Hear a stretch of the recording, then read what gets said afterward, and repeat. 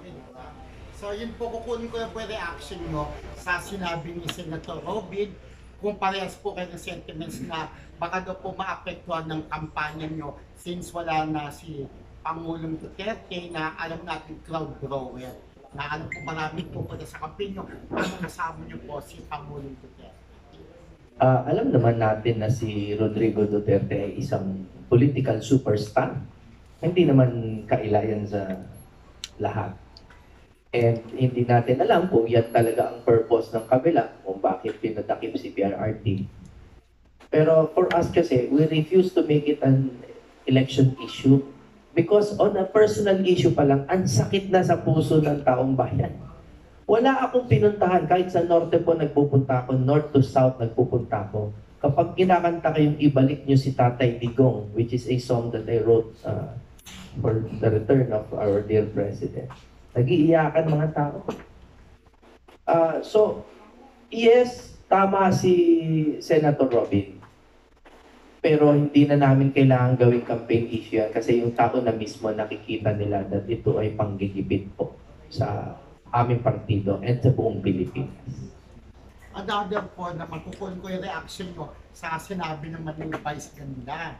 Yung pagtapok nyo po ulit sa NBS na parang ang mas naalala daw po sa inyo, alam niyo po, aware po ba kayo sa nasabi ni Vice ganda? Hindi po. Na ang mas naalala daw po sa inyo, kasi pinuri niyo po yung ABS nung nandun po kayo, di ba? Ang mas naalala daw po sa inyo, yung parang ginusin na mawala yung franchise nila. Hindi ko alam yung sinasabi. Wala akong pakialam. Sir, balik lang ako doon sa... Hindi, ang linawin ko lang yon, ang ABS, nung ako po ay naging critic niyan, was sa management. Yung recent interview ko, pinuri ko yung artistic side ng ABS. So kahit sino po na may average na IQ, maintindihan yan. Pero kung yung IQ medyo mababa, hindi yan maintindihan. Sir, balikan ko lang yun sa petition ay ginanyo sa Supreme Court. Sir, ano naman po yung reactions niyo doon sa tumutuloy sa ginawa niyo? Anong criticism? Ito pag-file po ninyo na pag-against mo sa itong ginawang Oo. Well, abang para sa amin kasi, gusto lang naming sundin kung ano yung nakasaad sa batas at maproteksyonan yung kapangyarihan ng mamayang Pilipino tulad ng sinabi ko nga na dapat ay respetuhin, ipatupad at galangin yung karapatan ng mamamayang Pilipino na makaboto at mabilang yung boto niya sa halalan.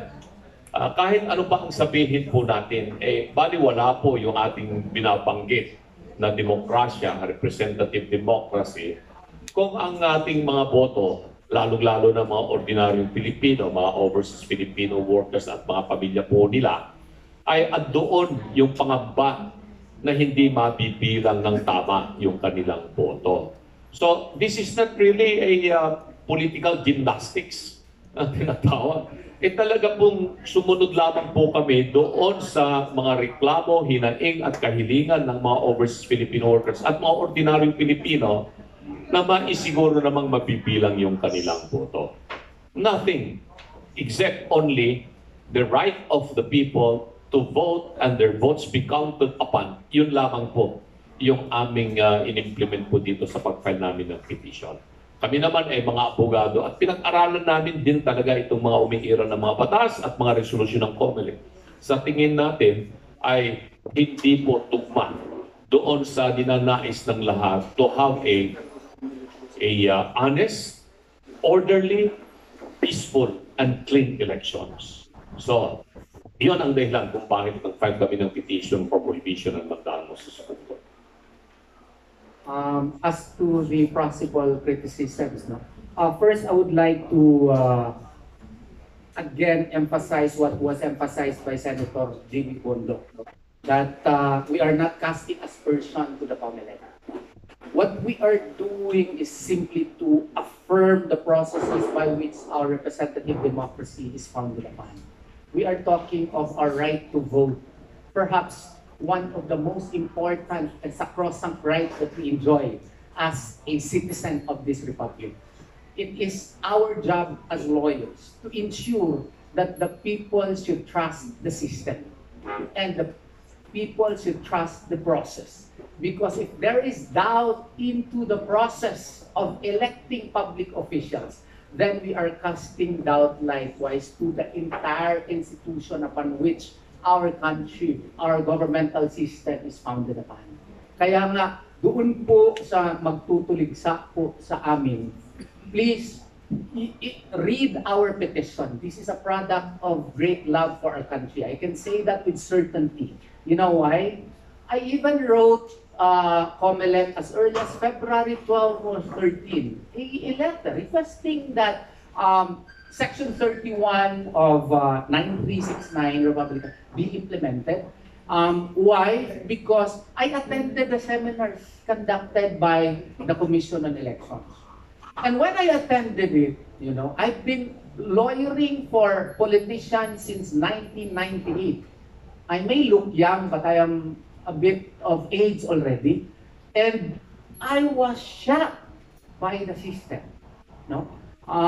Because the supposed mechanisms in order to protect the sanctity of the choice of the citizen, some of which, the most important of which, are not there. So that is why, paano na ito, no? Para naman ma-full natin yung trust ng proseso, isang paraan na lang, yung i-manual counting na lang natin. No? Kasi yung Section 7 ng law, may mga doon na hindi na follow talaga. Okay na yan, okay na yan. Pero para may assurance tayo na may voter verification process tayo, manual counting natin. Kasi kita ng mga tao eh. Kada boto kita eh. Meron tayong testimonial witnesses and meron tayong documentary evidences as to what really transpired in the voting process in the precinct level. And we can have more data once we will go to the canvassing. Unlike now, pati boto niyo hindi niyo sigurado na bilang ba yun. Kasi pag boto niyo, lalagay doon, after that, bibigyan ka na lang ng election return. Oo. Paano mo ba siguro kung yun ba talaga ang nandun? Oo. So, kung sa amin, para mas merong confidence yung tao, bilangin natin manual.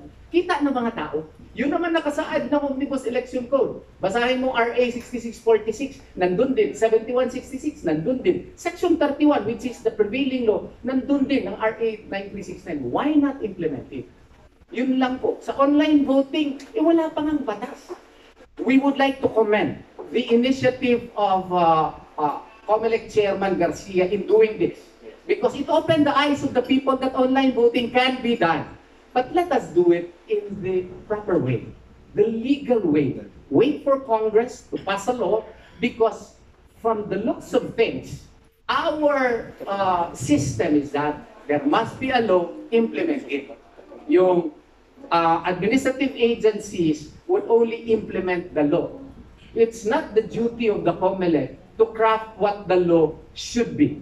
It is the duty of the COMELEC to implement what the law states. But since there is no law on the matter, then we should not overstretch its power to act as if it is already Congress. Senator Jimmy, ano po masasabi niyo dun sa malaking pangyayari na pagkaka-aresto kay Presidente Digong? Ang kidnapping yun. Opo, ano pong masasabi niyo tungkol doon? In international law, that's called extraordinary rendition. No? Kinidnap po siya. And nagkunwari sila na may kapangyarihan sila. They simulated public authority. As a matter of fact, Attorney Torion and the rest of the group are also preparing criminal charges against the persons concerned. Kinidnap siya. So on a personal level, kawawa ang pamilyang Duterte. From a standpoint of national security, kawawa ang Pilipinas. And from the standpoint of public international law, we have effectively given up our sovereignty. Nagagalit tayo kapag yung mga dagat at mga laman dagat at mga isla ninanakaw sa atin. Pero tao, pag ninakaw, hindi tayo magagalit. Tao yung ninakaw at parang niyurakan ang piskalya at hukuman natin. In fact, if I were the higher ups in the judiciary, I would be offended. Kasi parang, bakit? Gumagana naman kami. Nakikinig naman kami sa lahat ng petisyon nyo. Nag-oral argument tayo araw-araw. Gumagana kami. Ba't nyo kinuha yan na dito tayo magtuos?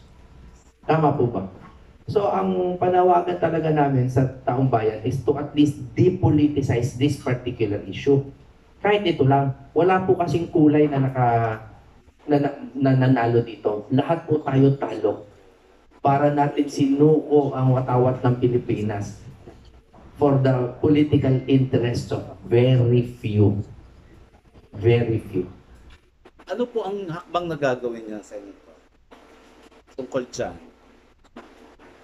Okay, ako muna.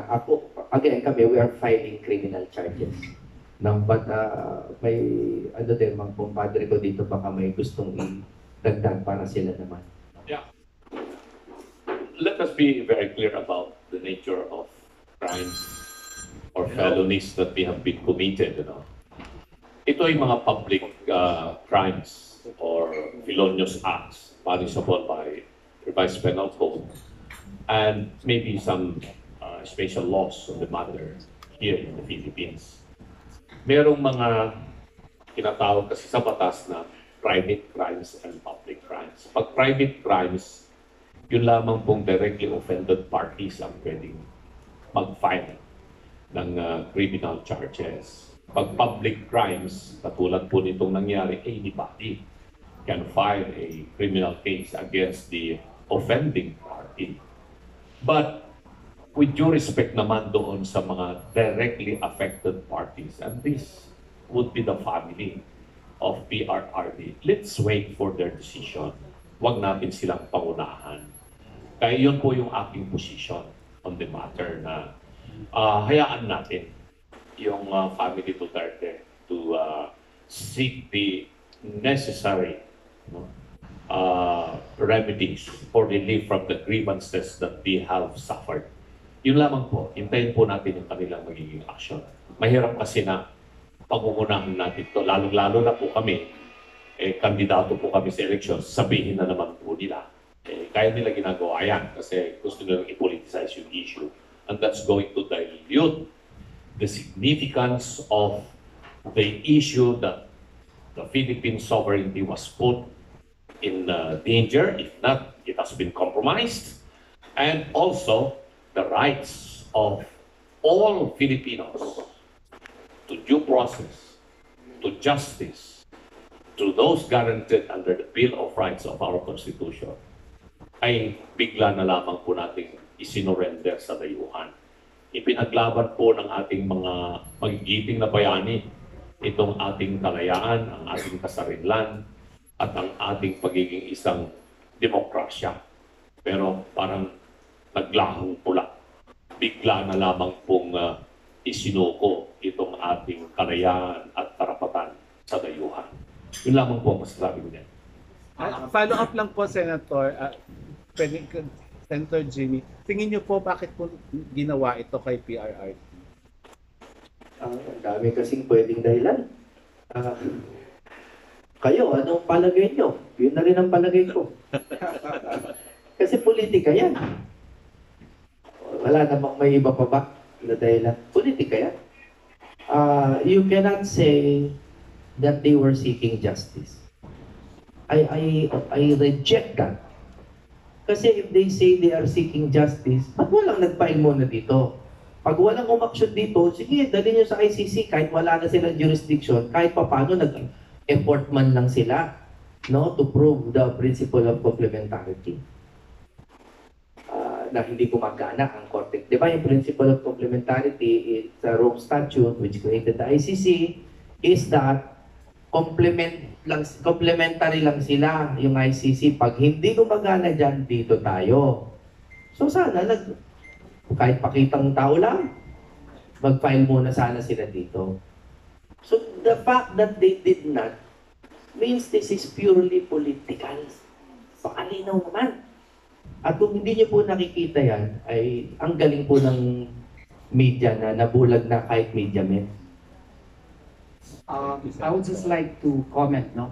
Kasi my apologies likewise to the SMNI kasi they requested me last night sana to have an interview